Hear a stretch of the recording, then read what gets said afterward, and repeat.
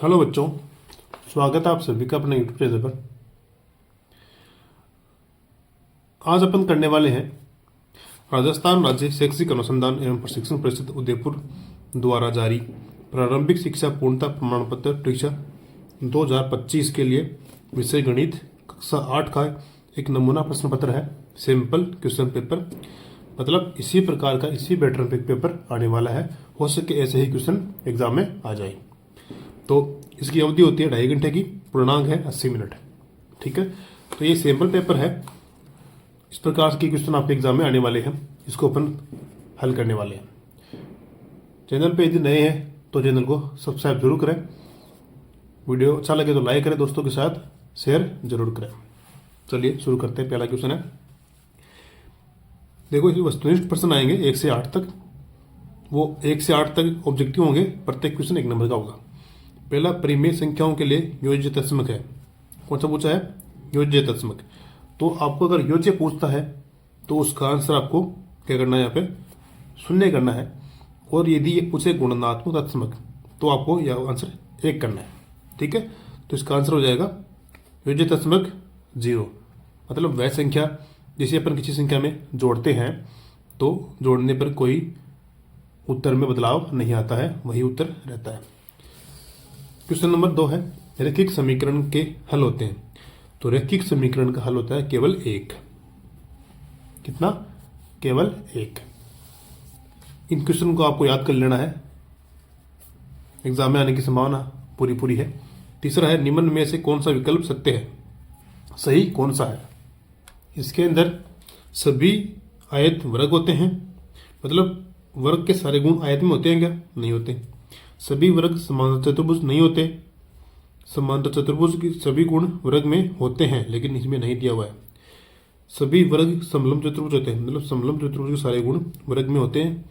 समलंब चतुर्भुज में भुजाओं का एक जोड़ा समांतर होता है, वर्ग में भी होता है। तो ये इसमें सत्य है। चौथा क्वेश्चन है, निम्न में से कौन सी संख्या पूर्ण वर्ग संख्या है? तो पूर्ण वर्ग, तो उसमें पूर्ण वर्ग पता करनी है आपको। तो कैसे करेंगे? तो यदि किसी संख्या के इकाई का मान 2, 3, 7, 8 यह आता है। 2, 3, 7, 8 कहाँ आता है? इकाई के स्थान पर। तो ऐसी संख्याएं कभी भी पूर्ण वर्ग नहीं होती है। देखो यहाँ पे 7 आ रहा है, यहाँ पे 3, यहाँ पे 8, यहाँ पे 1 है। तो इसमें ये एक पूर्ण वर्ग संख्या है। ये किसका वर्ग है? 40 49 का वर्ग है। तो ये ध्यान रखना आप। 2, 3, 7, 8 अगर किसी संख्या के अंत में आता है तो वह पूर्ण वर्ग संख्या नहीं होती। क्वेश्चन 5 है, निम्न में से सबसे छोटी हार्डी रामानुजन संख्या है। ये क्वेश्चन पिछली बार आया हुआ एग्जाम में। 4104, 13832, 1729 तीनों संख्याएं हार्डी रामानुजन है, लेकिन छोटी पूछी है। छोटी के लिए 1729। छठा है, 5 मीटर का 10 किलोमीटर से अनुपात। तो क्या करेंगे? 5 मीटर, किलोमीटर को मीटर में बदलो। 10 किलोमीटर मीटर में बदलना है तो 1000 से गुणा करेंगे। तो 5:10 और ये 3 बिंदु 10,000। तो 5 का भाग देंगे, 5 एकम 5, 5 दूनी 10, 1:2000। ये हो गया ऑप्शन नंबर ब, 1:2000 इसका सही आंसर हो जाएगा। नेक्स्ट है, -4p और 7p का गुणनफल। तो गुणा करो, तो पहले गुणा करो आप चिन्ह को। यहाँ माइनस का है, यहाँ प्लस का है। प्लस माइनस क्या होता है? माइनस होता है। फिर 4 गुणा 7, 4 7 28, मतलब माइनस का 28। 2 में आ रहा है माइनस का 28। और फिर p गुणा p, तो p स्क्वायर। तो ये हो गया माइनस का 28 p स्क्वायर, माइनस का 28 p स्क्वायर। ठीक है। फिर है 8वां क्वेश्चन, -4 की घात -2 का मान होगा। तो इनमें से कौन सा मान इसका सही हो सकता है? तो देखो अपन क्या करेंगे, इस घात को अपन प्लस की बनाएंगे, तो इसको अपन क्या करेंगे, बट्टा में नीचे लेके जाएंगे। तो ये घात माइनस की थी, कैसी बन गई? प्लस की बन गई। अब 4 का वर्ग करो तो कितना हो जाएगा? 16। माइनस है तो माइनस की अगर घात सम होती है तो वह प्लस का बन जाता है।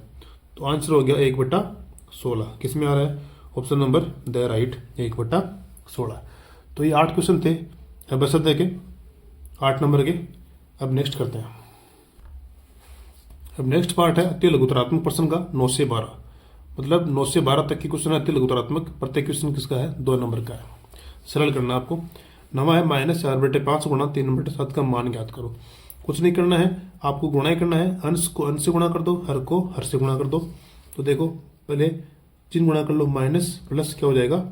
माइनस 4 तिया 12 बट्टा 5 7 35, ये आपका आंसर हो गया, -12/35। ठीक है। नेक्स्ट है 10वां समीकरण 4x + 3 = 6 + 2x को हल करो। कैसे करेंगे? तो देखो 4x + 3 = 6 + 2x। 4x 2x को आप उधर लेके जाओगे, बराबर के उधर चिन्ह बदल जाएगा, प्लस का है इधर आएगा, माइनस का हो जाएगा, बराबर 6 प्लस का 3 इधर आएगा, बराबर के इधर, तो ये चिन्ह चेंज। 6 - 3, 4 में से 2 जाएगा, 2 बच जाएगा।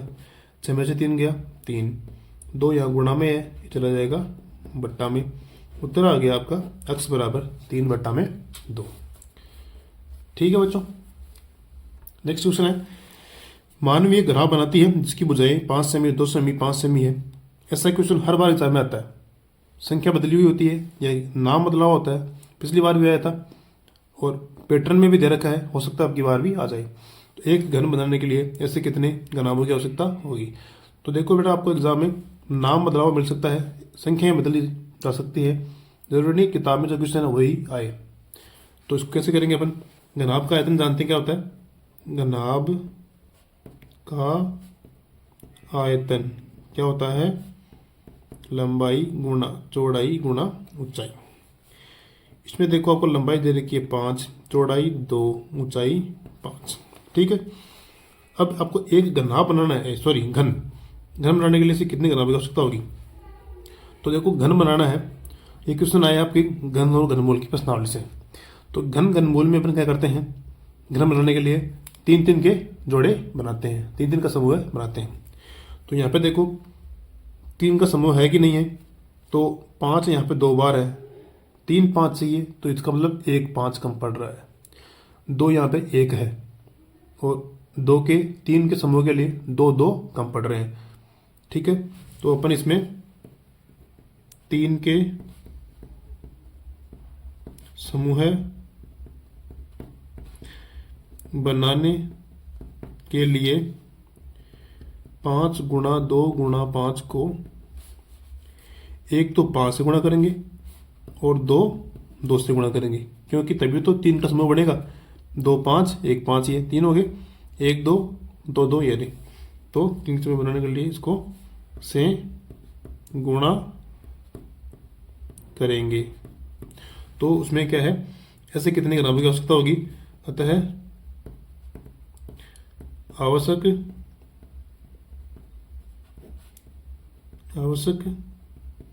घनाभों की संख्या, तो 5 गुणा 2 गुणा 2 कितना हो जाएगा? 5 दूनी 10, 10 दूनी 20 घनाभ। ये आपका आंसर है। अच्छा क्वेश्चन है, एग्जाम में आने की संभावना है, बार बार एग्जाम में आता है। आपको क्या करना है, यहाँ पे जो संख्या दी हुई होती है ऐसे क्वेश्चन में, तो आपको 3 का समूह बनाना होता है। तो जितने संख्या कम पड़ रही है उसी को आप गुणा कर दो, वही आपका आंसर हो जाएगा। यहाँ पे 5 2 है, 1 5 कम पड़ रहा है। यहाँ पर 2 कितना है? 1 है और 2 2 कम पड़ रहे हैं। तो 3 का समूह बढ़ जाएगा, गुणा करेंगे तो 20 घनाभ आ जाएगा। ठीक है। नेक्स्ट है फिर क्वेश्चन नंबर 12। कोई वस्तु 18% GST सम्मिलित करने के बाद 1239 में खरीदी गई, GST जोड़ने से पहले उस वस्तु का मूल्य क्या होगा? तो आपको इस क्वेश्चन को सीधा ही कर देना है। 2 नंबर का प्रश्न है। क्या करोगे? पहले का मूल्य अपन मान लेंगे x, तो GST जोड़ने से पहले का उस वस्तु का पहले का मूल्य क्या मान लेंगे अपन? x रुपये। ठीक है। फिर अपन सीधा कर देंगे, इसमें क्या करेंगे? प्रश्नानुसार,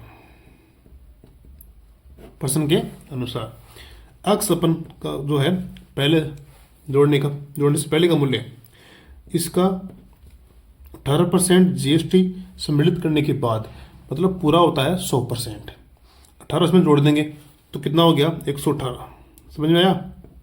पहले कितना होता है 100%, 18 इसमें जोड़ दिया कितना हो गया 118 बट्टा में 100, जोड़ने के बाद कितना मूल्य हो गया 1239। सीधा ही करना आपको, अक्स का मान निकालना है तो आप क्या करोगे 1239 को इससे गुणा कर दोगे इसके उल्टे से, क्योंकि ये 100 यहाँ बट्टा में है, उधर गया गुणा में, 118 गुणा में है, इधर जाएगा बट्टा में। अब आपको इसको काटना ही है, तो इससे अपन काटेंगे तो देखो 2 5 10 और 2 से काटेंगे तो ये 2 5 10, 2 नंबर 18, 59 से कट जाएगा। 59 से काटेंगे इसको, 59 का भाग देंगे इसमें तो 59 दूनी 118, बचेंगे यहाँ पे 5 5 9 59 हो गया, 59 एकम 59, 21 गुणा में 50 तो 21 पंजे 105, 105 1050 रुपये। यह आपका क्या आ गया अक्स का मान आ जाएगा। ठीक है, ऐसा क्वेश्चन भी एग्जाम में कई बार आ चुका है, पिछली बार भी आया था, अब की बार भी आने की संभावना है। तो आपको सीधा एक बार इसको मान लेना है कि पहले का मूल्य अक्स था, फिर सीधा ही अक्स गुणा जितना बढ़ाया है उसका 100 में जोड़ दो बट्टा में 100 बराबर मूल्य, फिर उसको इधर भेज देना और काटा पेटी करके ये आंसर आपका आ जाएगा। ठीक है, अब नेक्स्ट पार्ट है इसका पेपर का लघुत्तरात्मक प्रश्न 13 से 22 तक के, प्रत्येक क्वेश्चन 4 नंबर का। 13वां क्वेश्चन है सत्य असत्य का, सही पे टिक करना है, गलत पे टिक करना है। तो AM भाग AN, तो AM भाग AN एक फॉर्मूला है कि यदि आधार समान हो, भाग का चिन्ह होता है, तो जो घातें होती है वो जुड़ती है घटती है, तो वो घटती हैं। जुड़ती कब है जब इसमें गुणा होता है। तो यहाँ भाग है तो यहाँ भाग है तो यहाँ क्या होना चाहिए माइनस का होना चाहिए, यहाँ पे क्या दे रखा है प्लस का, तो ये क्या है असत्य है। दूसरा 2 की घात -3 बराबर 1/8, ये सही है क्या? तो कैसे करेंगे 2 की घात -3 को अपन प्लस क्यों बनाएंगे, तो 1 बट्टा में 2 की घात 3, 2 की घात 3 का मतलब 8, 1/8 की बात सत्य है। 1 की घात 0 बराबर 1, यह आपको याद ही कर लेना है, कई बार एग्जाम में आता है 1 की घात 0 बराबर कितना होता है 1। इस प्रश्नावली में 6 सूत्र हैं, 6 आपको याद करने हैं, तो ये बात सत्य है। 0.0016 का मानक रूप 1.6 10 की घात 4 है, ये बात असत्य है। क्यों?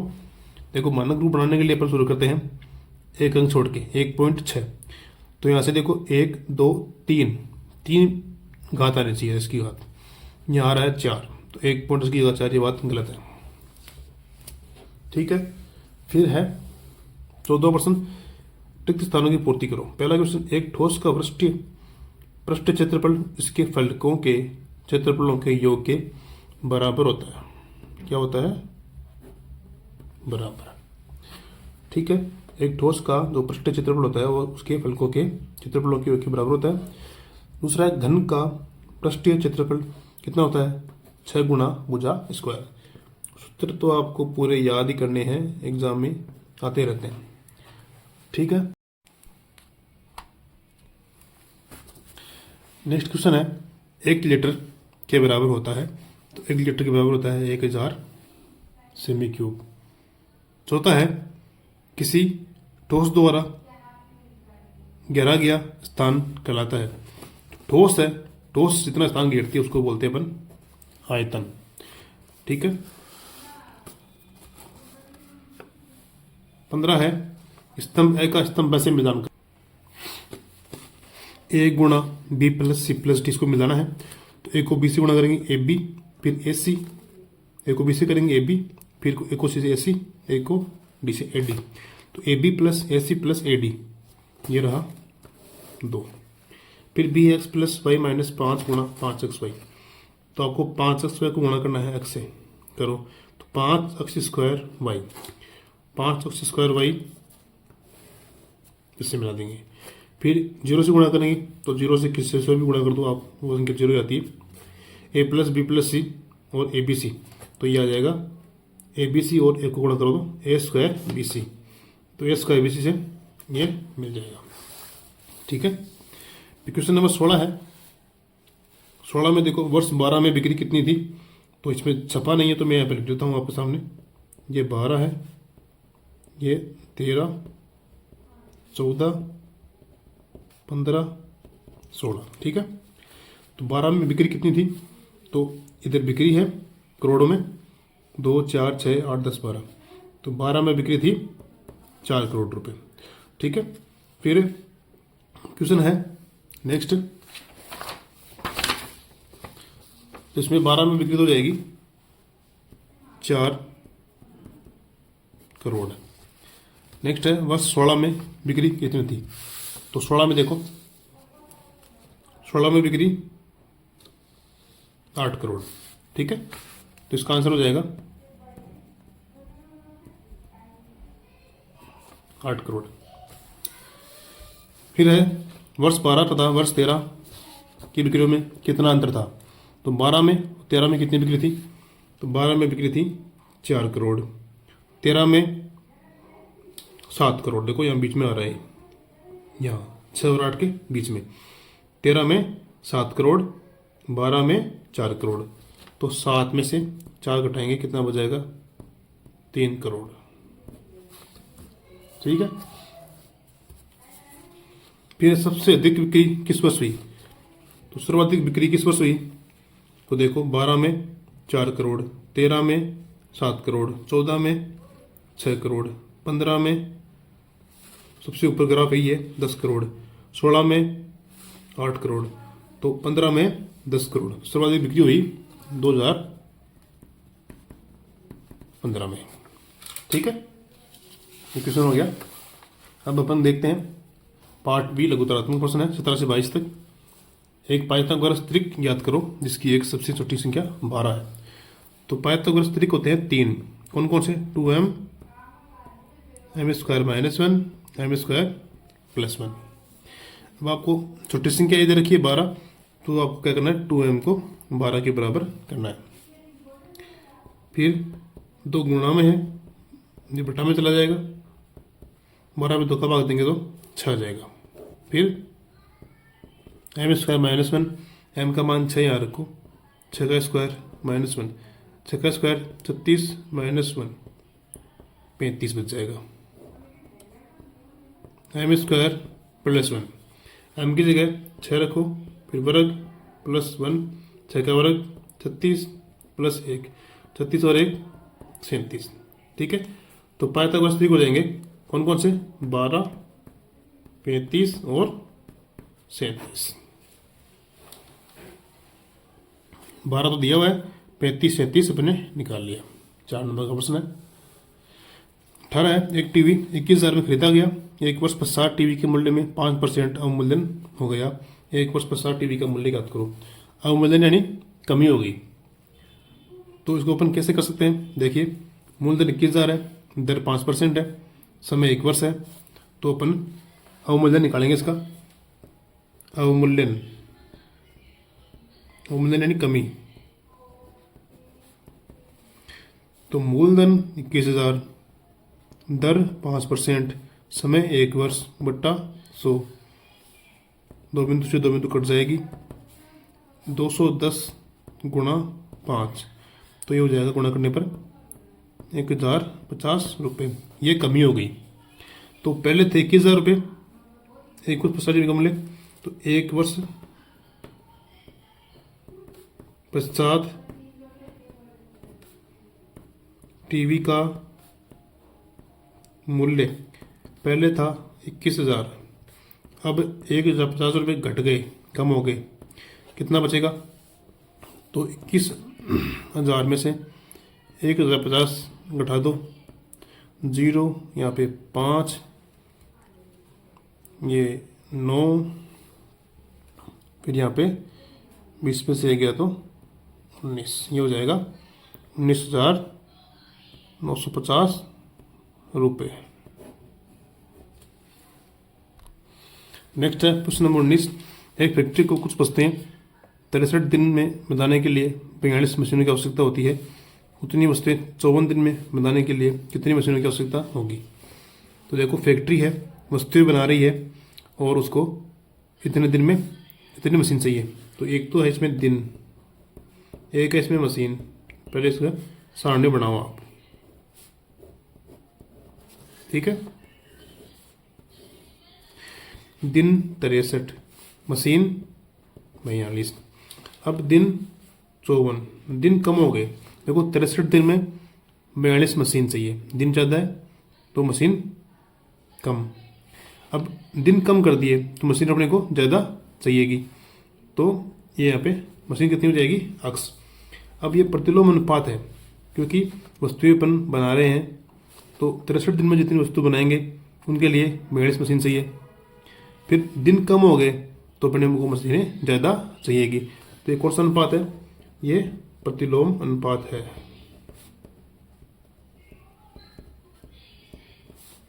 ये प्रतिलोम अनुपात है।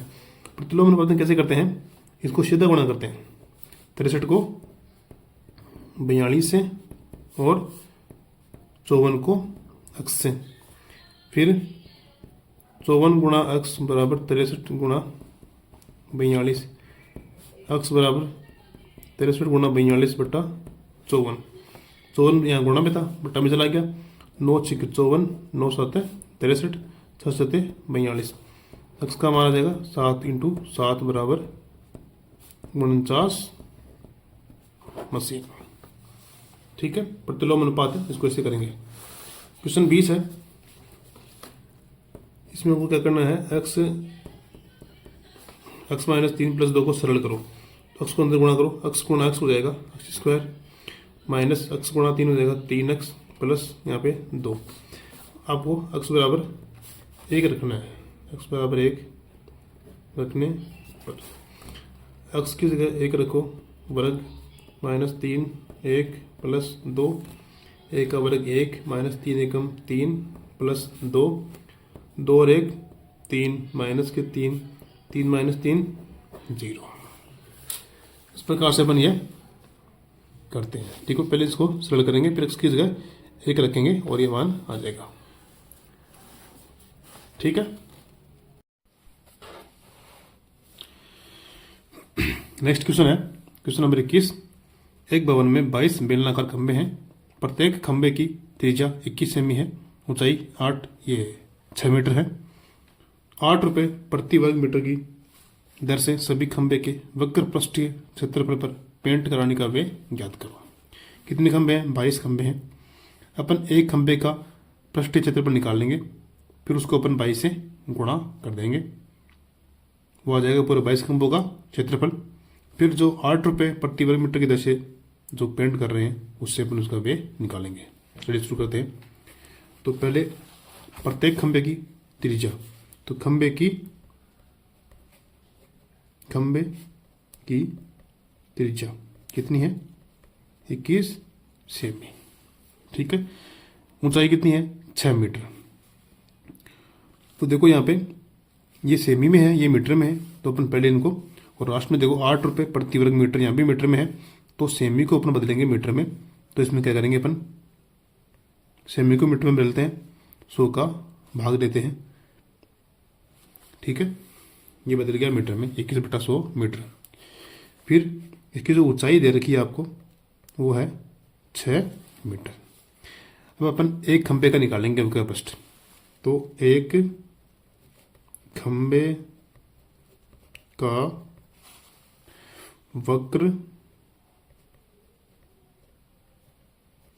पृष्ठीय क्षेत्रफल, तो वक्र पृष्ठ क्षेत्रफल, खंबा कैसा है, बेलनाकार है, तो बेलन का वक्र पृष्ठ क्षेत्रफल का सूत्र होता है 2πr/h। ठीक है, अब अपन यहाँ पे करेंगे, तो इसमें 2πr/h है, तो अपन 2π का मान 22/7, r का मान 21/100 और h का मान 6। अब 21 को 7 से काटो, 7 तिया 21, और अब 100 से ये 100 से अपन नहीं काटते हैं, बाद में सरल हो जाएगा। 22 दूनी 44 इंटू 6 तिया 18/100। ठीक है, 44 को अपन 18 से गुणा करेंगे तो यह आ जाएगा 792/100। फिर नीचे 2 बिंदु है, तो ऊपर अपन 2 अंक छोड़ के पॉइंट लगा देंगे, ये आ गया, तो बिंदु थे तो मैंने 2 छोड़ दिए, 2 और 9 फिर पॉइंट लगा दिया, ये आ गया एक बेलन का क्षेत्रफल। हमें निकालना है 22 का, इसमें लिखेंगे अपन 22 बेलनाकार खंभों का वक्र पृष्ठीय क्षेत्रफल कितना हो जाएगा, 22 गुणा 7.92। तो इसको अपन जब 22 से गुणा करेंगे तो ये बन जाएगा आपका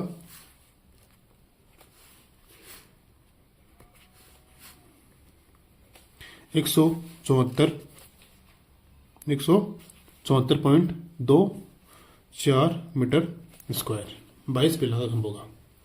ठीक है, अब हमें दिया हुआ है 1 वर्ग मीटर का मूल्य 8 रुपये, तो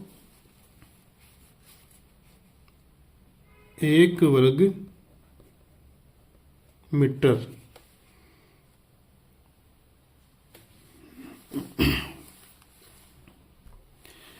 एक वर्ग मीटर क्षेत्र पर पेंट कराने का वे कितना है, 8 रुपये। 1 वर्ग मीटर का है, हमें चाहिए 174.24 वर्ग मीटर क्षेत्र पर पेंट कराने का वे। इसको अपन 8 से क्या करेंगे, गुणा करेंगे, 8 गुणा 174.24, तो गुणा करने पे आ जाएगा 139.392, मतलब 1393.92 रुपये ये खर्चा आ गया पूरा। तो गुणा मैंने पहले कर लिया था, अब गुणा से कर लेना, टाइम कम लगी वीडियो बनाने में इसलिए। तो ये हो जाएगा, इस प्रकार से अपन इस क्वेश्चन करेंगे। पहले अपन जो है एक खंबे का निकाल लेंगे, फिर उसको 22 से गुणा कर देंगे, और फिर जो 8 रुपये है इसे दोबारा गुणा कर देंगे, तो ये कुल व्यय आ जाएगा। ठीक है, अब नेक्स्ट क्वेश्चन है क्वेश्चन 22। निम्न तालिका का प्रयोग करके रैखिक आलेख बनाइए। विभिन्न वर्षों में किसी नगर में दुर्घटनाओं की संख्या इस प्रकार है। 2013 में 80 दुर्घटना, 14 में 100, 15 में 150, 16 में 120। क्या बनाना आपको, रैखिक आलेख बनाना है। तो इसके लिए आपको एक ग्राफ इसमें दिया होगा पेपर में। तो इसके लिए अपन देखो यहाँ पे नीचे की तरफ खींचेंगे अपने ये रेखा, उसको बोलते हैं अपन एक्स एक्स। फिर एक खड्डे के खींचेंगे, उसको बोलते हैं वाई एक्स। ठीक है, जो पहला सारणी में पहला मान दिया हुआ है उसको अपन लिखेंगे एक्स एक्स पर, इसको लिखेंगे अपन वाई एक्स पर। तो इसके पहले अपन एक पैमाना तैयार करेंगे। एक्स एक्स पर 1 वर्ग इकाई 1 वर्ष, मतलब इन सब में सेम अंतर है 1 वर्ष का। तो एक्स एक्स पर अपन लेंगे वर्ष को, उसका अंतर है 1 वर्ष का। फिर वाई एक्स पर लेंगे अपन 1 वर्ग इकाई बराबर 20। अब इसका मतलब हुआ 1 वर्ग है जो एक खाना है, जैसे मान लीजिए ये वर्ग है, ये किसके बराबर है, 20 के बराबर है। ठीक है, इस प्रकार से देखो अपन यहाँ अपन लेंगे 2013, यहाँ पे 14, यहाँ 15, यहाँ 16। फिर यहाँ पे 0 है, एक खाना यहाँ हो गया 20, फिर 40, फिर 60, फिर 80, 100, 120, 140, 160, सब में 20-20 का अंतर लेंगे। ठीक है, अब देखो अपन प्रश्न को सरल करते हैं। 2013 में 80 दुर्घटना होती है। अब देखो 2013 में दुर्घटना होती है 80, तो यहाँ पे 80 हो जाएगा। 14 में 100, 15 में 150, ये 140 और 60 के बीच में है। 16 में 120। ठीक है, इनका अब नंबर दे दो A B C D, फिर इनको अब स्केल से मिला देना, इसको इससे, इसको इससे, इसको इससे। ठीक है, ये आपका ग्राफ तैयार हो जाएगा। ठीक है, ये वाई एक्स है, ये एक्स एक्स है। अब करते हैं नेक्स्ट क्वेश्चन। देखिए नेक्स्ट क्वेश्चन है निबंधात्मक प्रश्न है 23 से 25 तक के। प्रत्येक क्वेश्चन जो 8 नंबर का होता है। अब ये क्वेश्चन जो होते हैं वो होते हैं अथवा में। ठीक है, 23वां क्वेश्चन है, खेल दिवस के दिन एक किसी दुकान में हुई विभिन्न वस्तुओं की बिक्री रुपयों में नीचे दी गई है। ठीक है, इसमें आपको एक पाई चार्ट तैयार करना है। तो अब देखो इस पेज में जगह कम थी तो मैंने यहाँ पे इसी सारणी में आगे 2 कॉलम और ऐड कर दिए। 2 आपको दिए होंगे, 2 अपने को जोड़ने हैं, संपूर्ण का भाग और केंद्रीय कोण। बाकी आपको पेपर में वहाँ पे खूब जगह मिलेगी, तो आपको इसी सारणी में नहीं करना है, सारणी आपको अलग से बनानी है और फिर आपको पाई चार्ट बनाना है। ठीक है, यदि जगह कम होती है तो सारणी में, इसी सारणी में आप ये सारणी बना देना। तो देखो पहले वस्तु है, फिर बिक्री है। क्रिकेट बैट की बिक्री 3200 रुपये, फुटबॉल की 800, वॉलीबॉल की 1600, गेंद की 1200, अन्य की 400, कुल हुआ 7200। संपूर्ण का भाग निकालना है। संपूर्ण का भाग कैसे निकालते हैं? 3200 बट्टा कुल, 3200 बट्टा 7200, तो ये अनुपात आएगा 4/9। फिर 800 बट्टा 7200, तो काटने पे आ जाएगा 1/9। 1600 बट्टा 7200 काटेंगे तो आएगा 2/9। 1200 बट्टा 7200 काटने पे 1/6। 400 बट्टा 1200 ये बन जाएगा 1/18। ठीक है, फिर केंद्रीय कोण है तो 4/9 को केंद्रीय कोण निकालना है तो आपको 360 से गुणा करना है। 4/9 गुणा 360, तो गुणा करेंगे तो यह आ जाएगा, ऐसे कटेगा 9 चौके 36, ये हो जाएगा 40। 40 गुणा 4 160, 1/9 गुणा 360, 9 चौके 36, 40 डिग्री। 2/9 360 गुणा करेंगे तो ये हो जाएगा 80 डिग्री। 1/6 गुणा 360 ये हो गया 60 डिग्री। 1/18 गुणा 360 ये आ जाएगा 20 डिग्री। ये आगे कोण, सबका कोणों का योग होना चाहिए 360, ध्यान रखना। अब अपन इसका पाई चार्ट बनाते हैं। तो कैसे बनाएंगे? पहले आपको एक वृत्त बना लेना है, फिर जो ये मध्य बिंदु है इससे आपको एक रेखा खींचनी है, यहाँ से रेखा यहाँ पे खींच देना है। फिर आपको कोण बनाना है। पहला कोण है इसका 160 डिग्री का, तो अपन यहाँ पे इसको चांदे को रखेंगे और यहाँ से कोण बनाएंगे 160 डिग्री का। तो 0 से लेके 160 तक।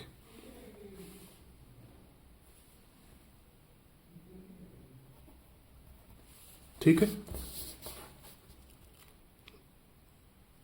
ऐसे बनाएंगे। फिर इसको अपन जो है वृत्त की जो परिधि है यहीं तक ही लाइन खींचे के बाहर नहीं जाएंगे। ये बन गया 160 डिग्री का। अब बनाना आपको 40 डिग्री का। तो ये जो चांदा आपको यहीं रखना है, इस पे ही।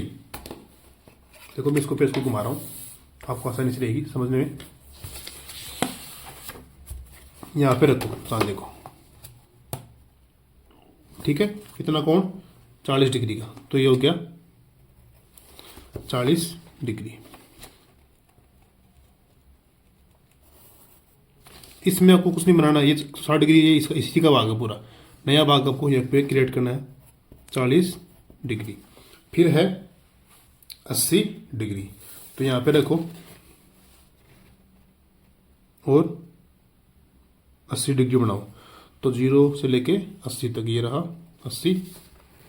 इसमें इसको इसे मिलाएंगे, ये हो गया 80 डिग्री। फिर है 60 डिग्री। ठीक है, तो यहां से बनाएंगे अपन 60 डिग्री।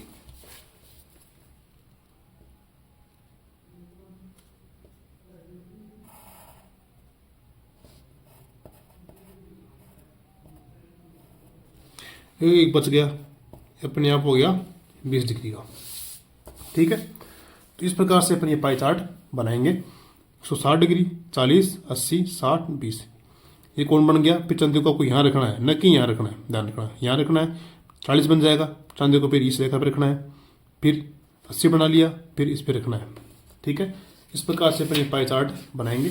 पहले ये सारणी, फिर पाई चार्ट। फिर इसका एक नेक्स्ट क्वेश्चन है अथवा में, वो भी ऐसा क्वेश्चन ही है, वो करते हैं अपन।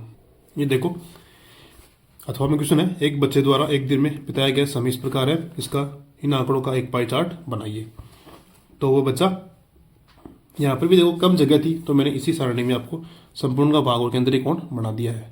ठीक है, नींद में 8 घंटे, विद्यालय के तथा 6 घंटे, गृह कार्य के 4 घंटे, खेल का 4 घंटे, अन्य के 2 घंटे, अब इसमें कुल योग दिया हुआ नहीं है, तो कुल योग अपन इसमें कर लेंगे, जोड़ लेंगे तो कितना हो जाएगा 24 घंटे। कई क्वेश्चन में योग दिया हुआ होता है, कई में दिया हुआ नहीं होता, तो अपन इसको जोड़ लेंगे। फिर संपूर्ण का भाग से निकालेंगे, तो 8 में कुल घंटे 24, तो ये बन जाएगा 1/3। फिर 6 घंटे 6/24 1/4। फिर 4 घंटे 4/24 1/6। फिर ये भी 1/6 2/24 1/12। ये बन गया संपूर्ण का भाग। फिर है केंद्रीय कोण 1/3 गुणा 360, यह आ जाएगा 120 डिग्री। इसी प्रकार से ये आ जाएगा 90 डिग्री, 1/4 का 1/6 का 60 डिग्री, 1/6 60 डिग्री, 1/12 30 डिग्री। सबको 360 से गुणा करना है। ठीक है, ये कोण आने के बाद में आपको यहाँ पे एक वर्त बना लेना है, और इस वर्त में आपको कोण बनाने हैं। जितने भी केंद्रीय कोण आए हैं 120 90 60, तो चांदे से बनाएंगे अपन। तो इसको अपन यहाँ बिंदु रखेंगे, इस बिंदु को मिलाएंगे परिधि से। फिर इस पे बनाएंगे अपन कोण 120 डिग्री का। पहला कोण 120 डिग्री है, 120 डिग्री यहाँ पे। फिर इसको मिला देंगे,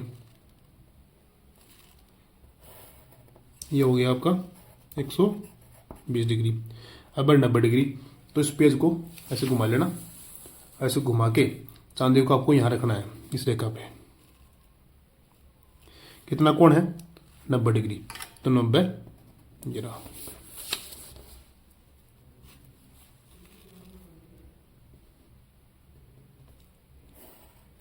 ये हो गया। फिर कोण है 60 डिग्री, पेज को फिर घुमा लो, चांदे को यहीं रखना है। कितना कोण है 60 डिग्री, तो यह आ जाएगा 60 पे 60 को इससे मिला देंगे, ये हो गया 60 डिग्री। 60 के बाद में दोबारा 60 है, इसको फिर घुमा लेंगे अपन। ठीक है, यहाँ पे 60 डिग्री, ये रहा 60,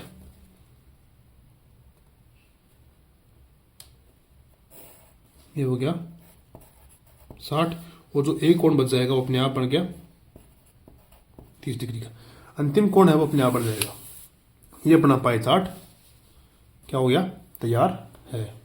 इस प्रकार से आपको सारणी बनानी है और पाई चार्ट बनाना है। ठीक है बच्चों, अब करते हैं अपन नेक्स्ट क्वेश्चन। अब नेक्स्ट क्वेश्चन आपका क्वेश्चन नंबर 24। किसी समांतर चतुर्भुज के दो आसन कोणों के माप बराबर हैं, समांतर चतुर्भुज के सभी कोणों के माप याद करो। तो समांतर चतुर्भुज है, उसके आसन कोण बराबर है, तो कैसे करेंगे इसको, देखो यहाँ पे करते हैं अपन। पहला, इसमें जगह कम है, अथवा का सवाल भी इसमें, तो इसमें पहला अपन करते हैं अथवा के ऊपर वाला। समांतर चतुर्भुज है, इस प्रकार से बनाएंगे अपन ABCD। ठीक है, इसमें क्या दे रखा है, आसन कोण बराबर है, तो अपन मान लेंगे कि माना आसन कोण बराबर x डिग्री। ठीक है, आसन कोण x डिग्री है, तो इसमें देखो अगर आसन कोण कौन से है, ये और ये कोण आसन है, तो अपन ये लेंगे, ये x है तो ये भी x। क्यों, क्योंकि इसमें क्या है, आसन कोण बराबर दिए हुए हैं, तो इसमें अगर ये x है तो ये b भी x होगा, और ये ax है तो c भी x होगा, क्योंकि समांतर चतुर्भुज में सम्मुख कोण क्या होते हैं, बराबर होते हैं। तो इसमें अपन तो कोण A B C D सारे क्या हैं, x हैं। अपन जानते हैं कि चारों कोणों को योग कितना होता है, 360 होता है, तो अपन चारों को जोड़ देंगे, x plus x plus x plus x बराबर 360। ठीक है, तो ये हो जाएगा 4x बराबर 360। x का मान आ जाएगा, ये बट्टा में जाएगा, x का मान 90 डिग्री। x का मान 90 डिग्री है, तो देखो अब सारे x हैं, तो इसका मतलब सारे कोण क्या होंगे, बराबर होंगे। तो कोण A 90 डिग्री, कोण B 90 डिग्री, कोण C 90 डिग्री, कोण D 90 डिग्री। सबका आंसर क्या आएगा, 90 डिग्री आएगा। ये बराबर क्यों है, क्योंकि ये सम्मुख कोण है और सम्मुख कोण क्या होते हैं, बराबर होते हैं, इसलिए अपन ने सारे कोण क्या ले लिए, बराबर ले लिए। दूसरा है अथवा में, ये आपके सामने चित्र दिया हुआ है, इसमें क्वेश्चन है आकृति हेल्प एक समांतर चतुर्भुज है जिसमें ओ ई 4 सेमी है, ओ ई 4 सेमी है,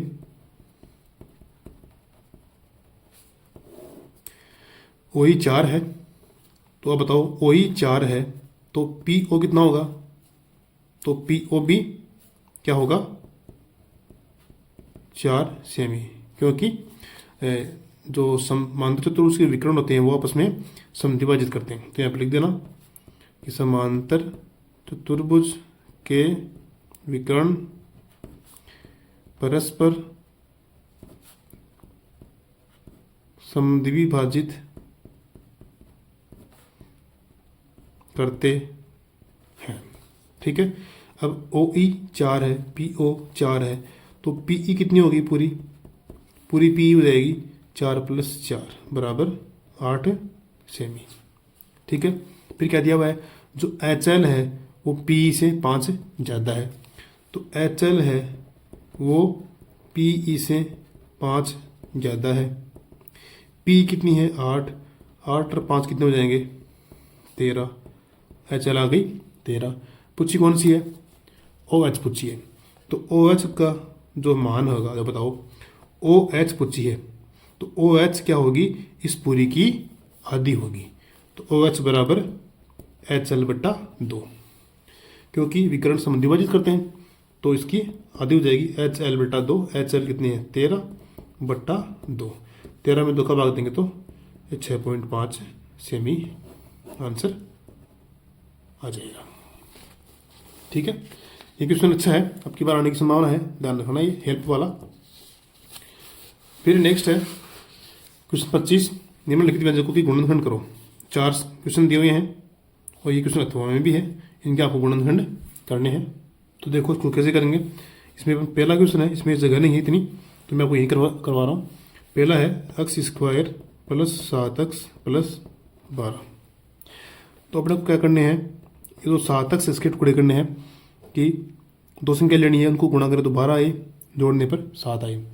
तो इसी पर संख्या लेंगे 4x और 3x। देखो 4 तिया 12, 4 3 7। ठीक है, प्लस का चाहिए तो प्लस का ही आ रहा है। इस प्रकार से अपन 7 को 4 और 3 के रूप में लिखेंगे। फिर यहाँ से अपन कॉमन लेंगे दोनों में से, तो यहाँ x बच जाएगा, यहाँ 4 बच जाएगा। यहाँ से 3 कॉमन लेंगे तो यहाँ से x बचेगा, फिर यहाँ 4 बचेगा। x + 4 दोनों में है, तो यहाँ से x + 4 को अपन कॉमन लेंगे, क्या बच जाएगा x + 3। ठीक है, पहले एक आंसर। दूसरा है x² - 8x + 16। इसी प्रकार से ये होगा 8 के टुकड़े करने हैं, कैसे कि गुणा करने पर तो कितना आए 16, जोड़ने पर आए 4। ये हो जाएगा 4x और 4x, दोनों को जोड़ो कितना हो रहा है 8x हो रहा है, दोनों को गुणा करो तो 4 चौके 16 आ रहा है। ठीक है, यहाँ +16। अब इन दोनों में से कॉमन लो, तो इन दोनों में क्या कॉमन है, x कॉमन है, तो x कॉमन ले लिया, यहाँ क्या बच जाएगा x, फिर माइनस यहाँ बच जाएगा 4, फिर -4 कॉमन लेंगे तो यहाँ पे क्या बच जाएगा x, और यहाँ पे माइनस का 4। तो यहाँ पे अब x - 4 दोनों में कॉमन है, तो कॉमन ले लो, फिर क्या बच जाएगा x - 4। ठीक है, तो इसका आंसर हो जाएगा ये वाला। फिर तीसरा है y की घात 4 - 16। कैसे करेंगे इसको, तो y की घात 4 को अपन y² का स्क्वायर लिख सकते हैं, और 16 को लिख सकते हैं अपन 4 का स्क्वायर। अभी कैसा बन जाएगा a² - b²। तो a² - b² को अपन कैसे लिखते हैं, a + b और a - b। तो एक बार इनको लिख दो, y² + 4 और y² -4। एक बार जोड़ दो इन दोनों को, एक बार घटा दो, तो ये आपका आंसर हो गया y² + 4 y² -4। अब ये y² -4 है, इसको भी आप 2 बार लिख सकते हो, क्योंकि ये 4 को अपन कैसे लिख सकते हैं 2 का स्क्वायर, तो फिर ये वाई माइनस 4 वाई प्लस 4 हो जाएगा।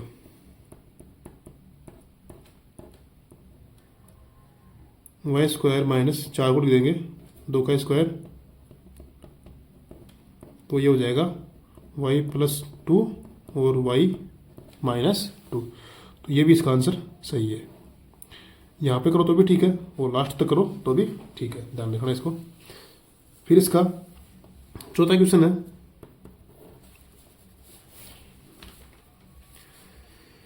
Four x square minus 8x plus के 4। तो अब इसमें एक को इसी से गुणा करो तो ये हो जाएगा 4 चौके 16। अपने को गुणा करने पर 16 आना चाहिए, जोड़ने पर 8 आना चाहिए। टुकड़े हो जाएंगे इसके, क्या करेंगे 4x माइनस के 4x, जोड़ने पर कितना बने माइनस के 8x, गुणा करने पर प्लस के 16x स्क्वायर। अब इन दोनों में से कॉमन लो तो इन दोनों में 4x कॉमन है, यहाँ क्या बच जाएगा x, यहाँ बचेगा माइनस का 1, यहाँ पे 4 कॉमन है, यहाँ बच जाएगा x, यहाँ बचेगा माइनस का 1। x माइनस 1 x माइनस दोनों में कॉमन है तो ये x माइनस 1 बाहर आ जाएगा, क्या बच जाएगा 4x और यहाँ पे माइनस का 4। ठीक है, इसका सॉल्यूशन है। फिर नेक्स्ट है अथवा वाला, निम्नलिखित व्यंजकों की गुणनखंड करो, वही है। पहला क्वेश्चन है Q square minus 10q plus के 21। तो क्यू स्क्वायर, अब 10 के टुकड़े करो आप, कि गुणा करने पर तो 21 आए, जोड़ने पर 10 आए, तो ऐसे दो संख्या हो जाएगी 7q और 3q। 7q और 3q जोड़ो इनको तो ये हो जाएगा 10q, गुणा करने पर 7 या 21। ठीक है, अब कॉमन लो यहाँ से, इन दोनों में से क्या कॉमन है, q कॉमन है, तो यहाँ q बचेगा माइनस यहाँ 7 बचेगा। फिर यहाँ इन दोनों में क्या कॉमन है, इन दोनों में 3 कॉमन है, तो यहाँ से q बचेगा, यहाँ पे माइनस का 7 बचेगा। अब q माइनस 7 दोनों में कॉमन है तो यहाँ क्या बच जाएगा q माइनस का 3। तो आंसर आ गया q माइनस 7 q माइनस 3। दूसरा है p square plus 6p minus 16। तो वही है, यहाँ पर भी 6 के टुकड़े करो, कि गुणा करने पर तो 16 आए, जोड़ने पर 6 आए, तो इसी संख्या हो जाएगी 8p और माइनस की 2p, क्योंकि 8 को 2 से गुणा करेंगे तो 8 दूनी 16 माइनस का आ रहा है, और जोड़ेंगे तो ये 8 वैसे 2 जाएगा तो 6 बचेगा। ठीक है, p माइनस के 16। अब इन दोनों में कॉमन ले, इन दोनों में कॉमन क्या आ रहा है p, यहाँ पे बच जाएगा p प्लस यहाँ बचेगा 8। इन दोनों में क्या कॉमन लेंगे माइनस का 2, तो यहाँ क्या बच जाएगा p और यहाँ पे प्लस का 8। फिर p प्लस 8 दोनों में कॉमन है तो p प्लस 8 कॉमन लेंगे, क्या बच जाएगा यहाँ पे p माइनस 2। फिर है तीसरा प्रश्न, m की घात 4 माइनस की 81। तो अपन इसको लिख सकते हैं कि m की घात 2 का स्क्वायर, 81 को 9 का स्क्वायर। अब यहाँ पे वो एक समीका है a square minus B square, क्या होती है a प्लस बी और a माइनस बी। तो इसको आप एक बार प्लस कर दो, एक बार माइनस कर दो। फिर देखो इसमें अपन जो एम स्क्वायर माइनस 9 किया है, इस 9 को अपन ऐसे लिख सकते हैं 3 का स्क्वायर।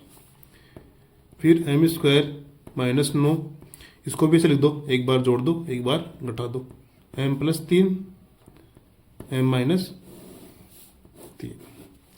ठीक है, लास्ट क्वेश्चन है A M square plus B M square plus B N square plus A N square. इन दोनों में से कॉमन लो, इन दोनों में क्या है एम स्क्वायर दोनों में कॉमन है, क्या बचेगा यहाँ पे बचेगा ए, यहाँ पे बचेगा बी, प्लस इन दोनों में क्या कॉमन है एन स्क्वायर कॉमन है, तो एन स्क्वायर कॉमन ले लिया, यहाँ क्या बचेगा बी, यहाँ पर ए। अब देखो यहाँ ए प्लस बी, यहाँ बी प्लस ए, एक ही बात है, तो दोनों कॉमन हो जाएगा, तो ए प्लस बी को यहाँ से कॉमन निकालेंगे, क्या बच जाएगा M square plus N square ये आपका आंसर। इस प्रकार से अपन ये पेपर कंप्लीट कर लिया है। इस पेपर को बनाने में, इस वीडियो को बनाने में बहुत मेहनत लगी है। तो दोस्तों वीडियो को लाइक करें, दोस्तों के साथ इसको शेयर करें। चैनल पे यदि नए हैं तो चैनल को सब्सक्राइब जरूर कर लें। मिलते हैं इसी प्रकार के अगले वीडियो में, तब तक के लिए जय हिंद, जय भारत।